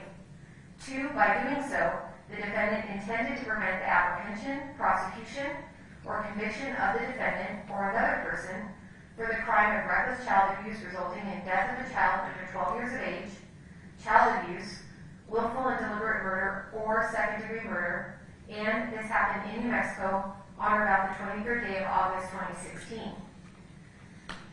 For you to find the defendant guilty of tampering with evidence as charged in count 4, the state must prove to your satisfaction beyond a reasonable doubt each of the following elements of the crime.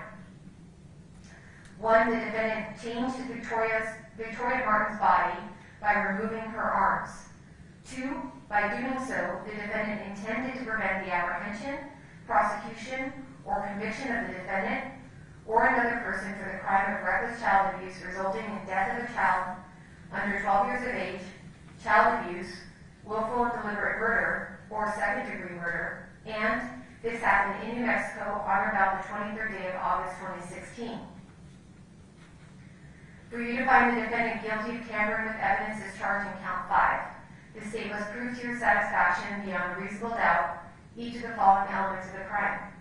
1. The defendant changed the towels found in the washing machine by washing them.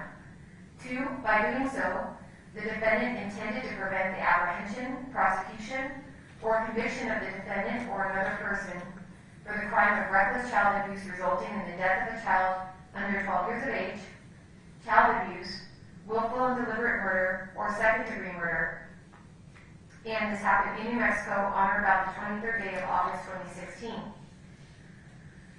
For you to find the defendant guilty of tampering with evidence as charged in count 6, the state must prove to your satisfaction beyond a reasonable doubt each of the following elements of the crime. 1. The defendant changed apartment 808 through carpet cleaning. 2.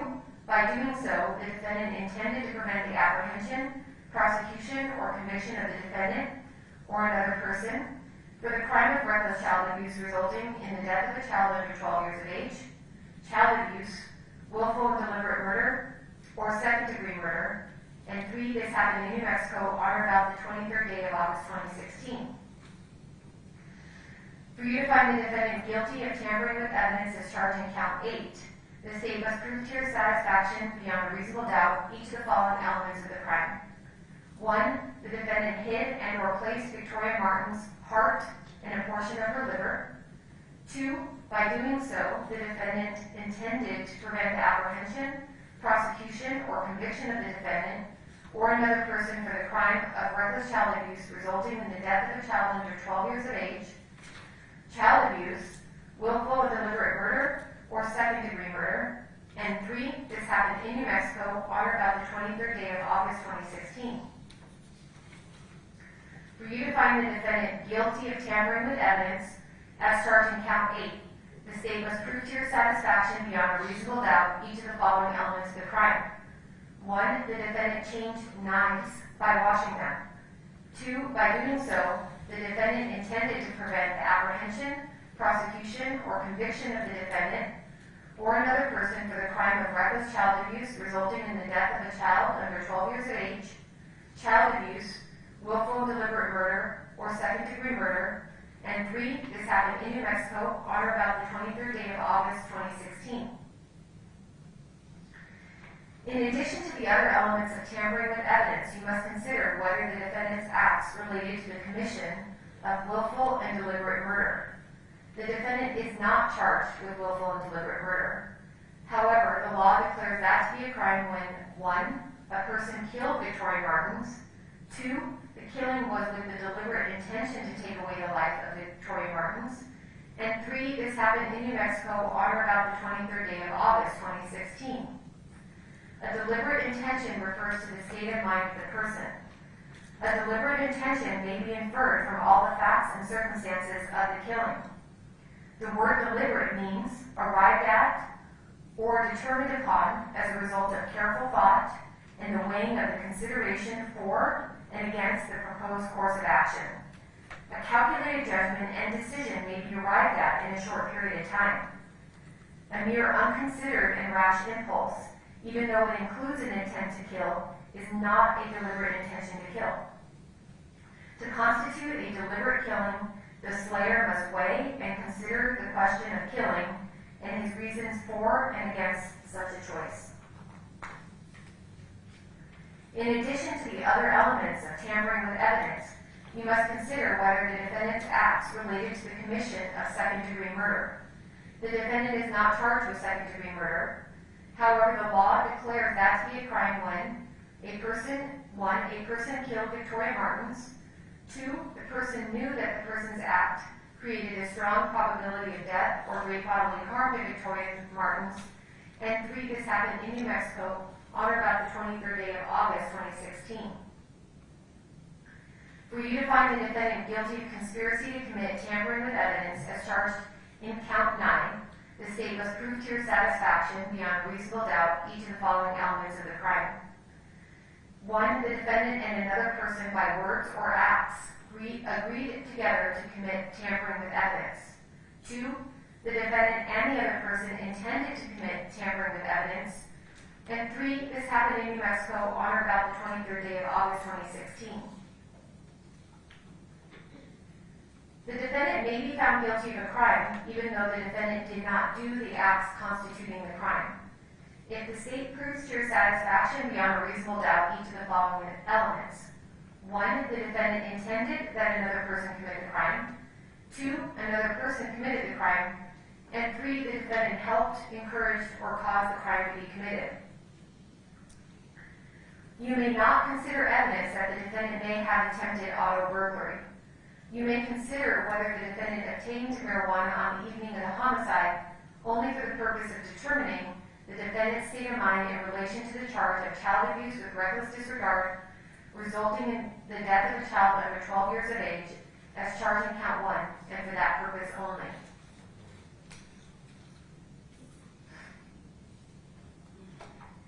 In this case, as to the charge of child abuse with reckless disregard resulting in death of a child under 12 years of age as charged in count 1, there are 4 possible verdicts. 1. Guilty of child abuse with reckless disregard resulting in the death of a child under 12 years of age. Or 2. Not guilty of child abuse with reckless disregard resulting in the death of a child under 12 years of age.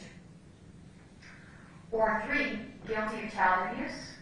Or 4. Not guilty of child abuse.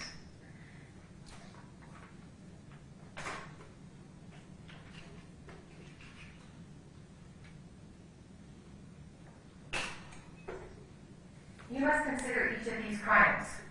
You should be sure that you fully understand the elements of each crime before you deliberate further. You have the discretion to choose the manner and order in which you deliberate on this count, but you must return a unanimous verdict of not guilty on child abuse with reckless disregard resulting in the death of a child under 12 years of age before entering a verdict on child abuse. You will first decide whether the defendant is guilty of the crime of child abuse with reckless disregard resulting in the death of a child under 12 years of age. If you unanimously find the defendant guilty of child abuse with reckless disregard resulting in the death of a child under 12 years of age, then that is the only form of verdict which is to be signed to this count. If you unanimously find the defendant not guilty of child abuse with reckless disregard resulting in the death of a child under 12 years of age, then you should only sign the not guilty form as to child abuse with reckless disregard resulting in death of a child under 12 years of age as charged in count 1. If after reasonable deliberation you do not reach a unanimous verdict on child abuse with reckless disregard resulting in death of a child under 12 years of age, you should not sign a verdict form for that crime, and you should not proceed to reach a verdict on the remaining crime. If you unanimously find the defendant not guilty of child abuse with reckless disregard resulting in the death of a child under 12 years of age, you will then go on to consideration of the crime of child abuse. If you unanimously find the defendant guilty of child abuse, then that is the only form of verdict which should be signed. But if you unanimously find the defendant not guilty of the crime of child abuse, then you should sign only the not guilty form. If after reasonable deliberation you do not reach a unanimous verdict on child abuse, you should not sign a verdict for that crime. You may not find the defendant guilty of more than one of those foregoing crimes. If you have a reasonable doubt as to whether the defendant has committed any of the crimes, you must determine that the defendant is not guilty of that crime. If you find the defendant not guilty of all these crimes in count 1, you must return a verdict of not guilty as to this count. Evidence was elicited that the defendant was incarcerated with Sinner. The parties stipulate that the defendant's criminal history includes misdemeanors, but that he has no felony convictions. The parties stipulated that the state has charged John Doe based on DNA profiles taken from OMI swabs on Victoria Martens' mid and lower back. This John Doe DNA profile does not match defendant. In other words, defendant is eliminated as the contributor. This John Doe has not been identified. All that is known is that this profile belongs to a genetic male because there is a Y chromosome, which can only come from a male individual of any age. The parties stipulate that on August 23, 2016, the sun set in Albuquerque at 7:44 p.m. Mountain Standard Time, and twilight ended at 9:14 p.m. Mountain Standard Time. At this point, we will break for lunch. I have one other instruction I'll read to you that's very brief, and then we'll get to closing argument. So I'm going to bring you back at 1:45, so 12:45. All rise.